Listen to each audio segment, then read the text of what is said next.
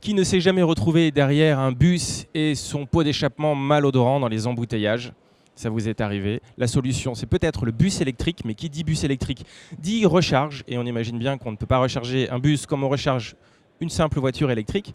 Pour nous éclairer sur le sujet, Éric Muret, bonjour. Bonjour. Vous êtes responsable IRVE. Alors IRVE chez ABB, ça signifie Activité Infrastructure de Recharge de Véhicules Électriques. Absolument, oui. ABB a beaucoup communiqué récemment sur son système TOSA. On va parler d'autres choses dans cette émission, mais juste en 2 mots, pouvez-vous nous rappeler ce que c'est que TOSA et les différents modes de recharge de bus électriques?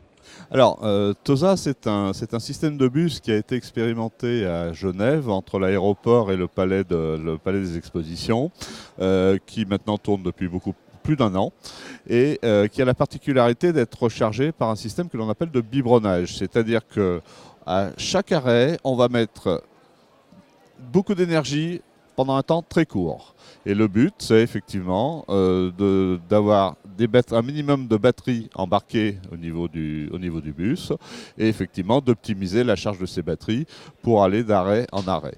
Donc c'est une des alternatives techniques que nous développons, que nous travaillons. Ça fonctionne. Et ça maintenant, fonctionne. Vous allez sur d'autres domaines. Et voilà, donc l'autre alternative technique que nous travaillons actuellement est ce que l'on appelle donc le bus à autonomie. Donc c'est tout simplement le bus qui embarque suffisamment d'énergie, donc suffisamment de batterie, pour pouvoir tenir soit la distance d'un parcours complet ou de plusieurs parcours complets donc sur une ligne donnée, voire même éventuellement la journée complète en termes d'autonomie, tout simplement. Alors concrètement, quelles sont les différentes technologies de recharge que vous proposez? Alors là, 2 approches. Une approche où on va recharger donc à chaque arrêt au niveau des terminus des bus. Et là, on va recharger avec des puissances de l'ordre de 300 kW qui vont permettre en quelques minutes donc de recharger pour permettre au bus de refaire son trajet complet. L'autre alternative aussi est là sur de la charge lente. Donc on va charger les bus aux alentours de 50 kW. Et là, la charge va être opérée durant la nuit lorsque le bus est donc là au dépôt cette fois-ci. Et on va gérer la charge de l'ensemble des bus de manière à ce que tout le parc de bus soit opérationnel le matin à 1h de nuit. Alors comment on choisit entre ces 2 solutions qui sont quand même très différentes? Alors ça va dépendre bien sûr de l'environnement dans lequel on va pouvoir implanter ou pas des solutions de recharge. Il y a des collectivités où il y a des contraintes environnementales qui fait que dans certains cas on ne peut pas mettre, même au terminus, de chargeur. Donc là on va choisir l'option de charger la nuit. Ça va dépendre aussi bien sûr de la taille du bus, de la fréquence nécessaire pour transporter le nombre de passagers bien sûr. Ça va aussi dépendre de la distance et des dénivelés qu'il va y avoir sur la ligne. Donc il faut prendre en compte l'ensemble de ces paramètres pour définir le choix optimum par rapport aux attentes de service. Donc il n'y a pas une solution meilleure que l'autre? Non. D'accord. Est-ce que la marque du bus a une importance? Non. Alors, ce qui est important, c'est qu'effectivement, aujourd'hui, il y a un standard de charge qui est en train d'être élaboré et défini par l'Union européenne. Ce n'est pas encore complètement finalisé.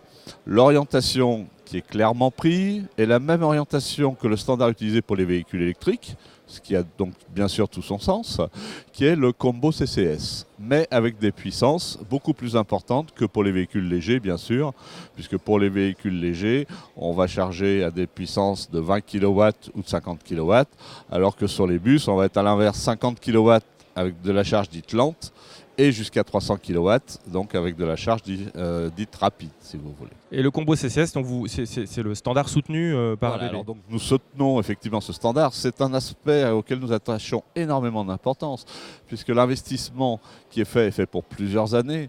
Et bien sûr, l'opérateur de bus a tout intérêt à avoir un choix parmi un nombre de constructeurs le plus large possible, sans être obligé à chaque fois d'adapter son infrastructure.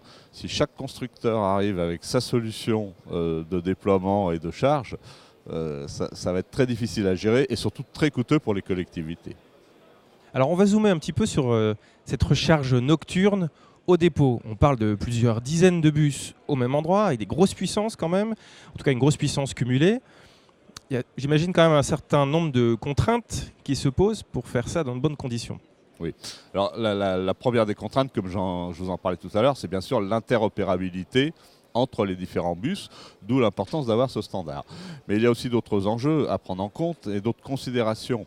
Il est clair que la partie pollution, qu'elle soit de nature sonore par exemple, due à la ventilation et au refroidissement, à la dissipation thermique des chargeurs, lorsque l'on cumule 10, 20, 30, peut-être 50, 100, 200 chargeurs sur un site, il est évident que les calories, il va falloir les dissiper.